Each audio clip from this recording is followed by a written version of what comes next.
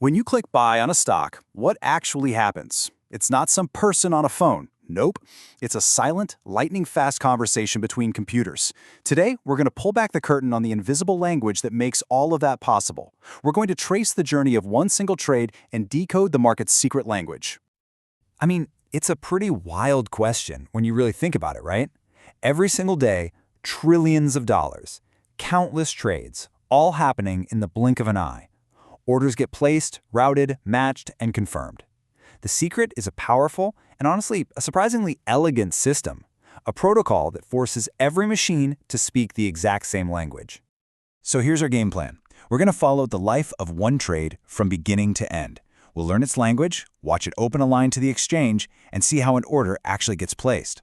Then, we'll listen in as the exchange talks back, uncover the clever trick that keeps billions of messages from getting lost, and finally, we'll see why this one protocol is basically the engine that powers all of modern finance. All right, first things first, we have to learn the language. It's called FIX, which is short for the Financial Information Exchange Protocol. You can pretty much think of it as the universal language of Wall Street.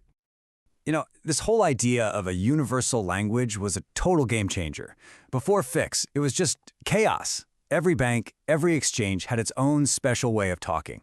It'd be like trying to make an international phone call where every country uses a different kind of phone and a totally different kind of cable.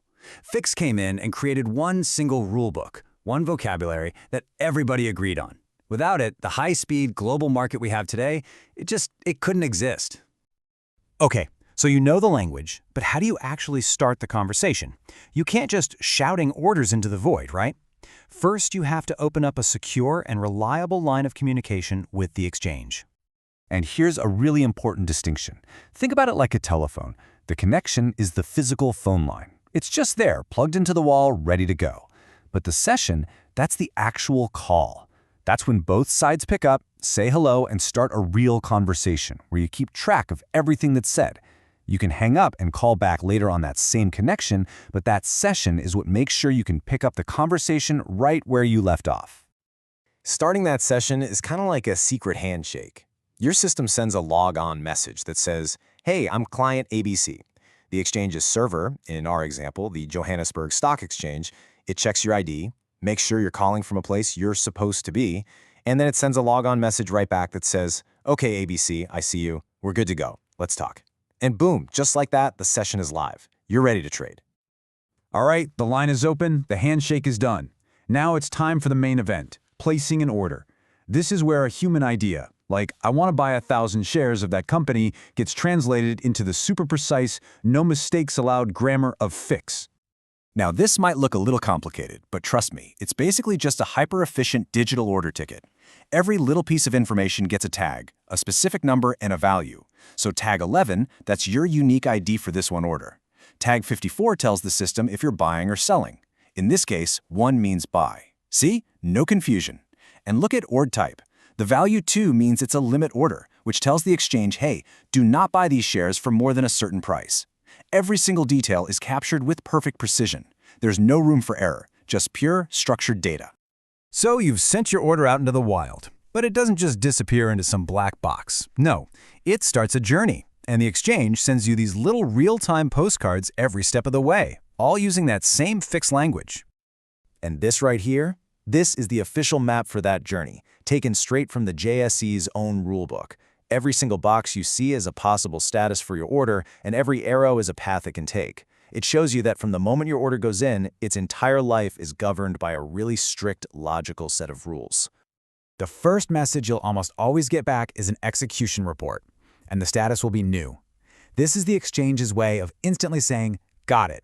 Your order looks good, we've accepted it, and it is now officially in the queue, just waiting in the order book for someone to come along and match it. So, let's say you put in that order to buy 1,000 shares, but a seller only comes along with 400.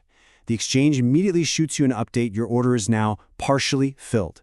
It confirms the 400 shares you just bought and, crucially, it lets you know that your order for the other 600 is still open and active.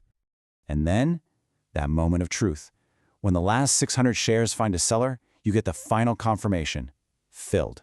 The journey is over. And throughout that entire process, from new all the way to filled, you've had a perfect, real-time record of everything that happened. It's not just a receipt. It's proof. This all sounds amazing, right? But it's all built on the idea of perfect communication. So what happens if there's a network glitch and one of those critical messages just disappears? I mean, the consequences could be absolutely catastrophic. Seriously, think about it. With thousands of messages flying back and forth every single second, how would you even notice if one was missing? A person can't possibly keep track. This is where the real genius of the protocol's design comes into play. It has this built-in, totally foolproof system to make sure the conversation never ever gets out of sync.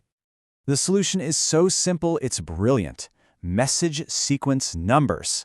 Every single message sent during a session, whether it's from you or from the exchange, gets a number. Message 1, message 2, message 3, and on and on. Both your computer and the exchange's computer are keeping count, almost like they're reading a book together and constantly checking to make sure they're on the exact same page. So, what happens if your system is expecting to see page 102, but instead it gets page 103? Right away, an alarm bell goes off inside the system. It knows there's a gap. It knows page 102 of the story is missing. And here is the elegant fix. The second that gap is detected, the computer automatically sends back a resend request that basically says, hey, hold on, I missed everything starting from message 102. Can you please send it all again? This simple, automatic process makes sure that no message is ever truly lost. It's that guarantee of integrity that allows trillions of dollars to fly around the globe with confidence every single day. So let's zoom out for a second. We've seen how Fix works on the nitty-gritty level, but what's the big picture? Why does this invisible plumbing matter so much to all of us? Just take a look at this number. I mean, really look at it.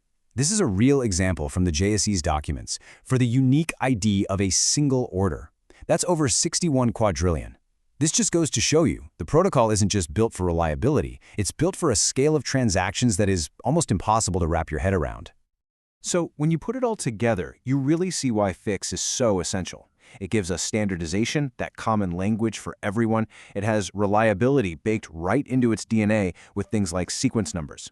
And that combination is what enables the incredible speed and the global reach of modern markets, connecting exchanges everywhere from Johannesburg to New York to Tokyo.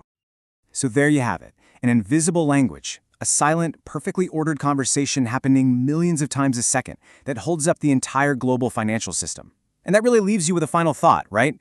If this is the secret code running all of finance, what other invisible languages and protocols are out there, silently running the rest of our world?